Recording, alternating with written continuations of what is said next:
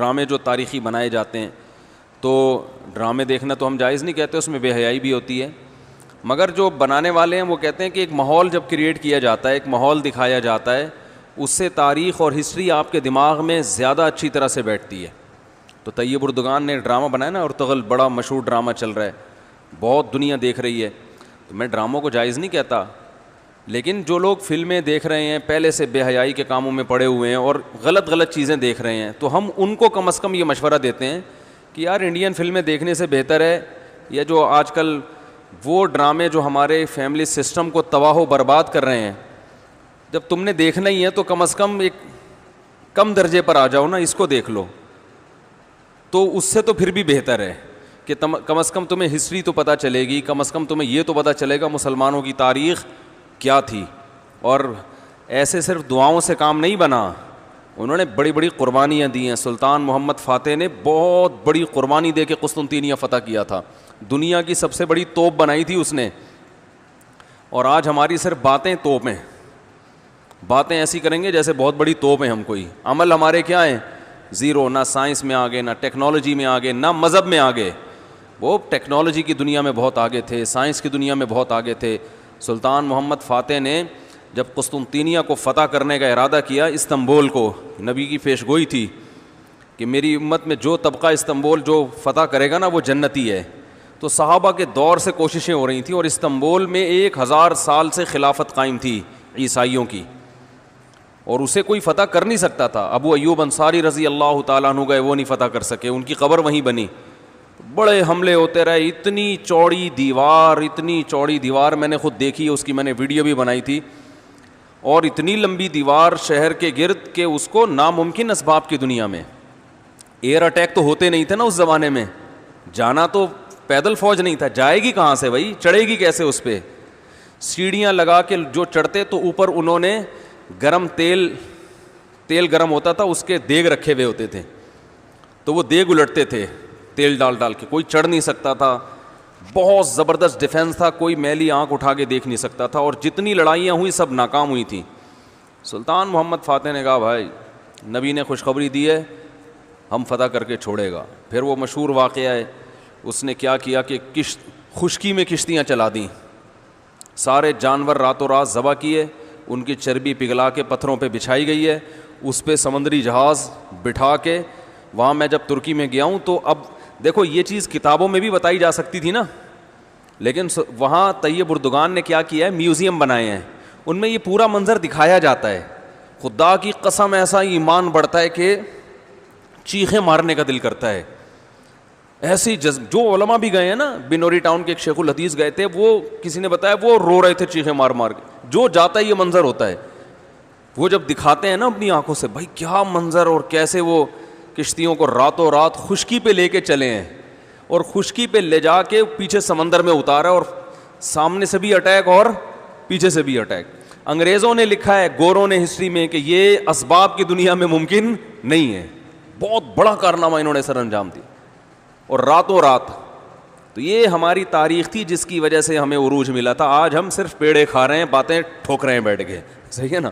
بزرگوں پہ طنز، علماء پہ اعتراضات، ایک دوسرے پہ کیچڑ اچھالنا، فرقہ پرستی، ان چیزوں میں ٹائم ضائع ہو رہا ہے، اور کوئی موٹیویٹ کرنے والا نہیں ہے، کوئی تعمیری کام کرنے والے لوگ بہت تھوڑے رہ گئے ہیں، اور ٹیکنالوجی کی طرف تو توجہ ہی نہیں ہے۔ یونیورسٹی میں جو لڑکا مذہب پہ چلتا ہے، سب کی بات نہیں کر رہا، ایجوکیشن میں سب سے پیچھے وہی ہوتا ہے، عام طور پہ اسی کی شکایتیں آ رہی ہوتی ہیں، یہ چونکہ نمازی ہے لہذا نمبر سب سے کم اس کے آتے ہیں۔ نمازی کے نمبر تو زیادہ آنے چاہیے بھائی، جو تبلیغ میں وقت لگاتا ہے اس کو تو ایجوکیشن میں زیادہ آگے ہونا چاہیے، یہ تو ہمارے مذہب کا حصہ ہے۔ صحابہ کرام نے جو ملکوں کے ملک فتح کیے، اور جو ہمارے تاریخ میں فاتحین ملتے ہیں، سب سے پہلا بحری بیڑا حضرت معاویہ نے بنایا ہے، سمندر پہ سب سے بڑی فوج جو اس وقت اتاری ہے وہ کس نے اتاری ہے؟ حضرت معاویہ رضی اللہ تعالیٰ عنہ نے، اور نبی نے پیشگوئیاں سنا دی تھی پہلے کہ سمندر کی لڑائی ہوگی، اس میں جو شہید ہوگا اسے میں جنت کی خوشخبری دیتا ہوں، اور آپ صلی اللہ علیہ وسلم نے سمندر میں شہید ہونے والے کو زیادہ بڑا شہادت کا درجہ عطا فرمایا۔ میں نے تو سمندری لڑائی کے فضائل پر احادیث جمع کی تھیں. ایک میرا بیان ٹوٹلی اسی پر ہوا تھا کہ سمندری لڑائی کتنی اہم ہے. نبی کو معلوم تھا میری امت سمندروں پہ بھی چلے گی. سمندر پہ چلنا ٹیکنالوجی کے بغیر ممکن ہے کیا؟ پھٹے لگا کے بیٹھ جاؤ گے اس پہ کہ ملاحوں کو بلاؤ گے یار تم مچھلیاں پکڑتے ہو، 2-4 پھٹے یہاں بھی، او بھائی لڑنا ہے اس پہ تو سامنے والا بھی لڑے گا. تو نبی صلی اللہ علیہ وسلم نے فرمایا جو سمندری لڑائی ہے، جو شخص سمندر پہ جہاد کرے گا اس کے جو چکر آئیں گے نا اس پہ بھی اللہ اس کو اجر دے گا. بڑی خوشخبری ہیں اس کے گناہوں کی معافی کی، کیونکہ آپ کو پتا تھا کہ امت جب تک سمندر پہ کو فتح نہیں کرے گی اور سمندر پہ سفر نہیں کرے گی یہ اس دنیا پہ حکومت نہیں کر سکتی. تو حضرت معاویہ نے جو پہلا بیری بیڑا بنایا اس کے امیر کو امیر البحر کہتے تھے. بحر کہتے ہیں سمندر. یہ امیر البحر کی ٹرم یہ انگلش میں منتقل ہوئی ہے جس کو ایڈمرل کہا جاتا ہے. بہت ساری فوجی اصطلاحات اور سائنسی اصطلاحات عربی سے انگلش میں ٹرانسفر ہوئی ہیں، عربی سے انگلش میں گئی ہیں. آج میڈیکل سائنس میں بہت سے الفاظ ایسے ہیں جو عربی سے انگلش، مسلمان سائنسدانوں کے تھے وہ، لیکن اب دیکھو حال کیا بنا دیا. ایک نمبر کے سست نمازیوں کی حالت تو دیکھ لو جا کے.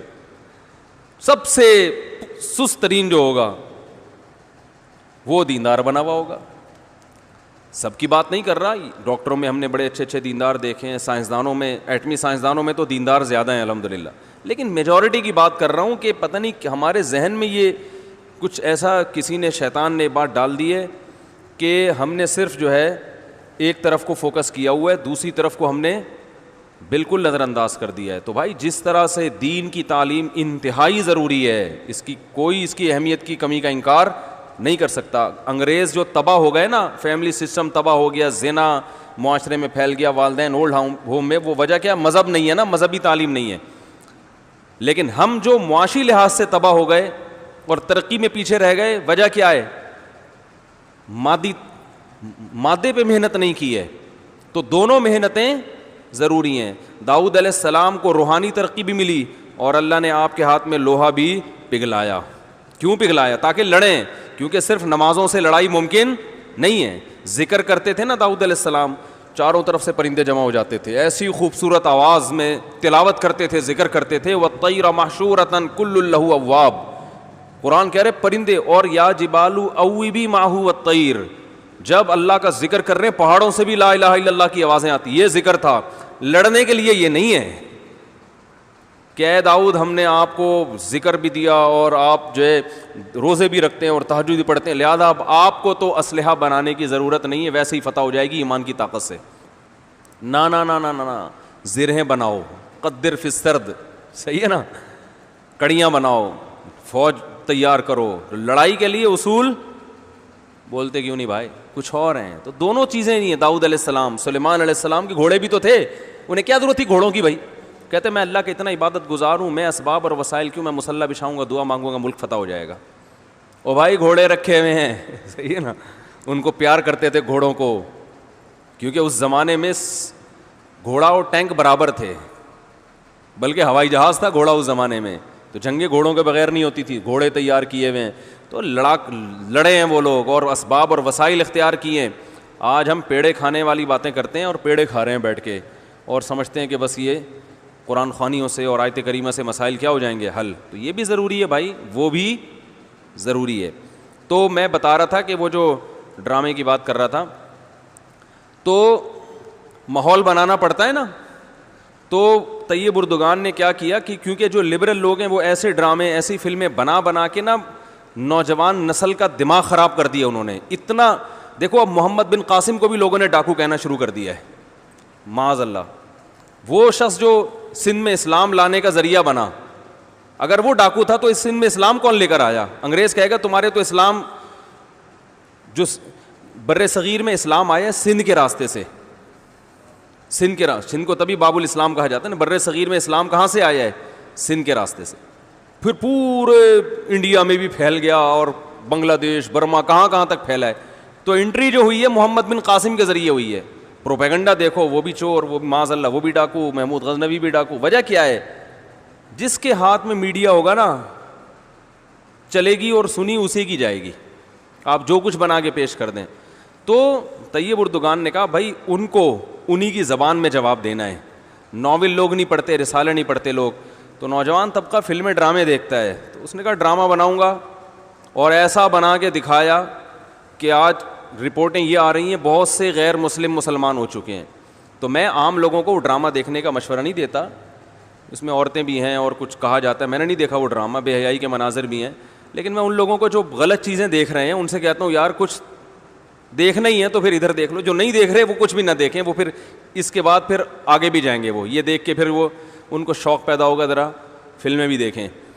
اور جو نہیں دیکھ رہے وہ تو بچے رہے ہیں, جو دیکھ رہے ہیں تو بری چیزیں دیکھ رہے ہیں تو بھائی یہ دیکھ لو پھر, تو اس سے کم از کم ایک کریٹیو سوچ پیدا ہوگی تمہاری, اور کم از کم ایک تعمیری سوچ پیدا ہوگی, مسلمانوں کی ہسٹری کا تمہیں پتہ چلے گا. تو اردگان کی سوچ چونکہ یہ تھی اس لیے اس نے وہ کر دیا, اور اس سے بہت لوگ پریشان ہیں اس ڈرامے سے. یعنی اس سے جو اسلام دشمن قوتیں پوری دنیا میں پابندی لگانے کی کوشش میں لگی ہوئی ہیں. ابن تیمیہ رحمہ اللہ کا قول ہے نا, تمہیں باطل کی پہچان نہ ہو نا کہ حق کیا ہے اور باطل کیا ہے, تو دیکھ لو باطل کے تیروں کا رخ کس طرف ہے. سارے باطل جس کے پیچھے پڑے ہوئے ہو نا, سمجھ لو یہ کیا ہے, حق ہے, تو ان کو پتہ ہے اس کا اثر کیا پڑ رہا ہے. تو ماحول جو کریٹ کیا جاتا ہے, ماحول ایک قائم کیا جاتا ہے, اس سے جو لیسن ملتا ہے وہ ویسے زبانی سمجھانے سے